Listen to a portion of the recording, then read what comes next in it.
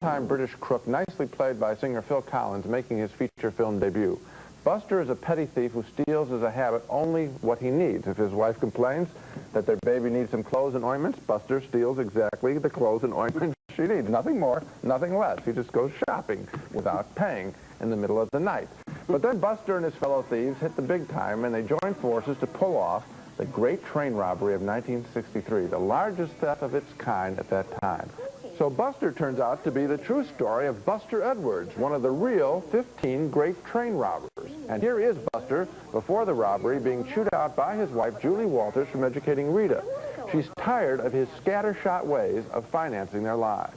Pay the rent? Why can't you pay for a house? How much does that house cost, June? 3,000 quid. Right, how much does this place cost to rent? £3 a week. Right, now that's why. Now let me watch the Cowboys, for Christ's sake.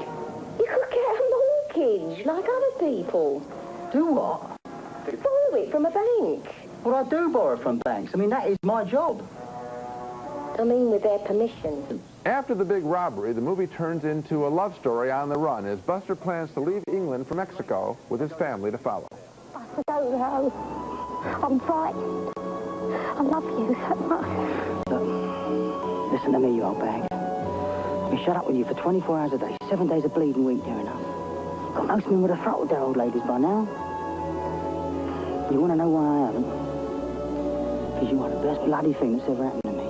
Both Phil Collins and Julie Walters are appealing in their roles. The film doesn't quite sustain itself after the excitement of the initial robbery, but once you get accustomed to the fact that this movie is not going to be a traditional hyped-up robbery film about just a robbery, the more personal story has a few good moments, and Buster is a decent entertainment. I enjoyed it. I thought Phil Collins did a good job here as kind of a lower-key, slightly less violent Bob Hoskins, if you remember him from The Long Good Friday, or Roger Rabbit for that matter. Phil Collins is a surprisingly good actor. Very He's good. known basically as a rock singer.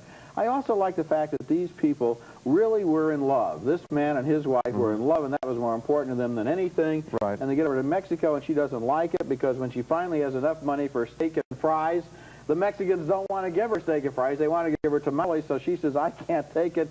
She goes back home, and he says, I can't live without my wife. I'd rather be in jail in England eating tamales and freedom. And that kind of story really does have a nice resonance to it. Now look back at a movie we reviewed earlier on this show called Full Moon and Blue Water, okay? That was a film about quirky characters. Yes. Well, she is a quirky character. You don't expect her to react that way. I mean, every But you time, believe it, though. because it was written real in a way. I mean, in other words, the movie is about people who are rob trains to get a lot of money. Normally, what they do is they take their fancy and they have their thrill and they're gone.